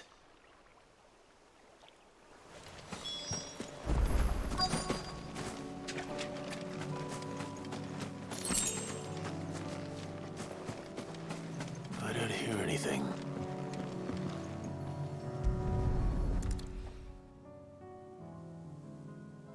Well, I'll be damned.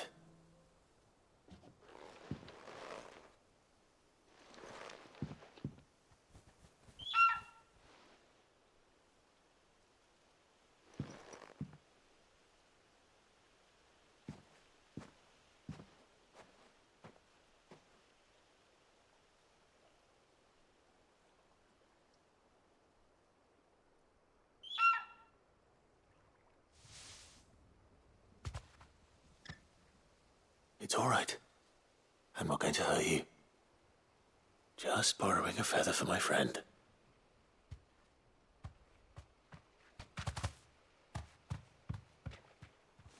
Thank you.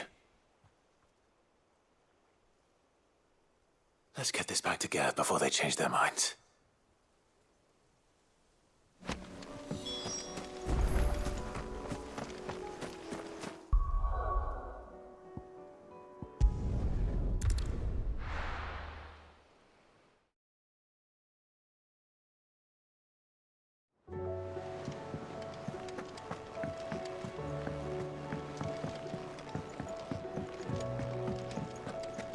It was no trouble. Clive, you're back. How'd you get on? Any luck? Any luck, you say?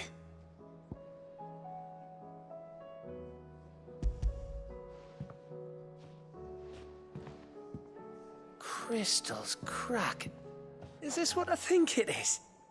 Where in the hell did you find it? It's a long story.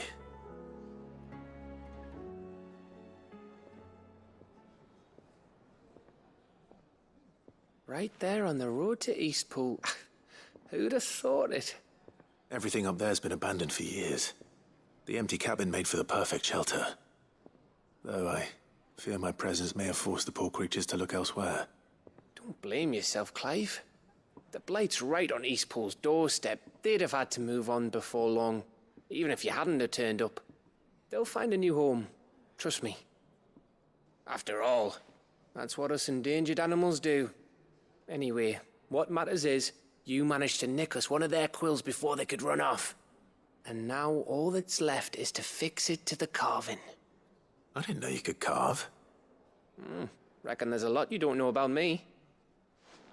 Like the fact I'm as good with a whittling knife as I am with a sword. And that bone Ember gave me's a dream to work with. What did you say it was from again? An Avis? But it weren't your Avis, Sid. I slew one of my own at last. So all those long nights in the pit finally bore fruit. I'm proud of you, Ember. Don't speak too soon. I ain't done my trial yet. There we go.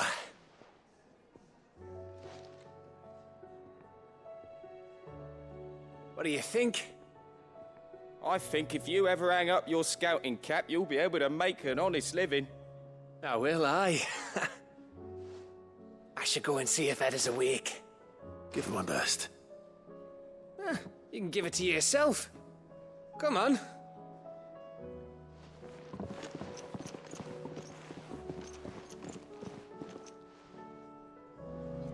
I don't want Gav to give up being a scout, honest.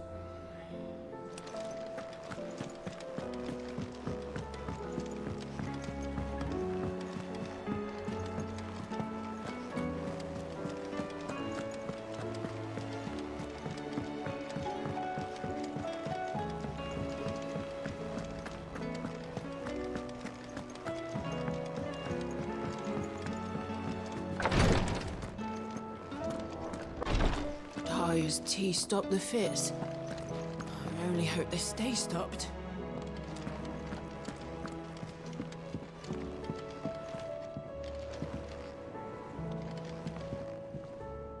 Ah, me lords. How are you feeling? Well, thank you. Is something wrong? Wrong? No, nothing like that. What it is,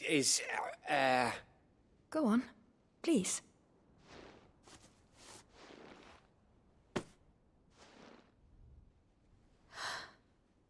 It's beautiful. Did you make it? We did. It's from all of us here at the Hideaway. Your new family, like. It's a good luck charm. We may come up north when a band's on the way. I mean a baby.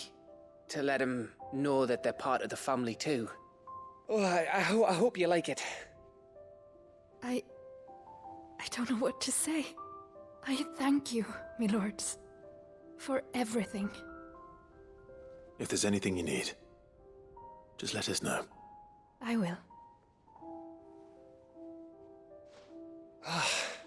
Clive, fancy a swift off? I'm thirsty. I could be convinced.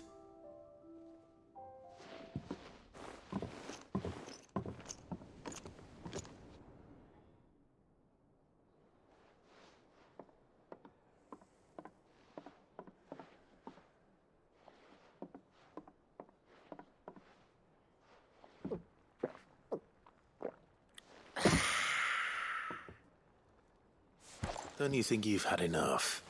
No, we're celebrating. I'm gonna be a father. I think Edda might have something to say about that. You know what I mean.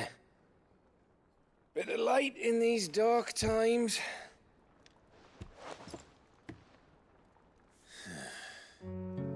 Wasn't long after me 10th name day. My mum told us she was with child again. I was over the fucking moon. I was looking forward to having a little one to lord it over. What with me being the runt of the litter. Thought I'd finally have a chance to prove to the world that I could be a big brother. Imperials came the day she went into labour. Had myself a baby sister. And then I didn't. My whole family gone in a blink, while I hid in the cellar like the spineless little arsehole I was. great brother I turned out to be.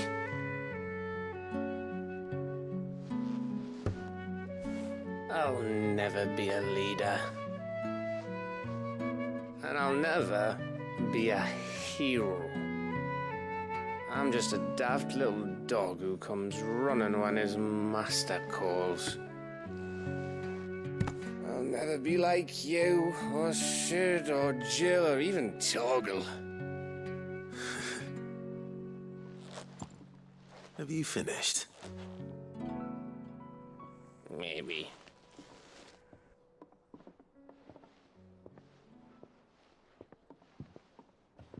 Do you know why you're our best scout? Yeah. Because you don't need anyone to hold your hand. Without your resourcefulness, your courage, your determination, I don't know where we'd be. Maybe hanging off a cliff like, That was only the once. Exactly. You learned from it. And here you are after Founder knows how many missions, stronger for everyone. And let's not forget Rosalith. Who was it who freed me from the dungeon? Who was it who ran to Jill's rescue? That would be me. Because you're our brother, Gav. My brother.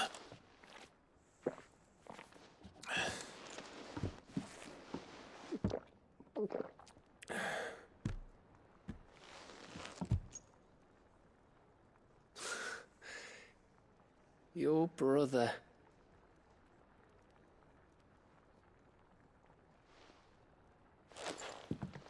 Which means that when the time comes, I get your room. And your sword.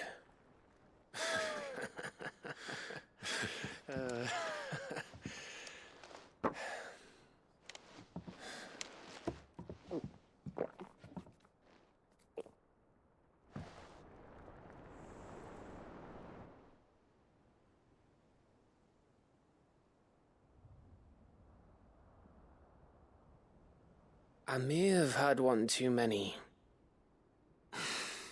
you may have had 10 too many. I said I was thirsty. Better get back to work anyway. After I walk this off. Clive? What is it? Thanks for, you know. I know.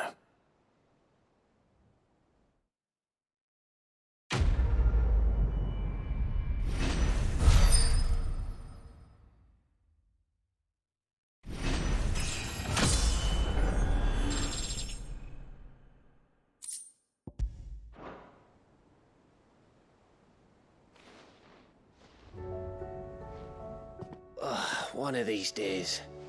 One of these days, I swear it's gonna be me who drinks you under the table. If by under the table you mean retching on my boots half the night, I reckon one of those days was yesterday. Ha ha, you think you're so funny. But just wait till we crack open the bottle I left in your chambers. That stuff's strong enough to burn the horns off a behemoth. Sounds like I'll be needing some new boots.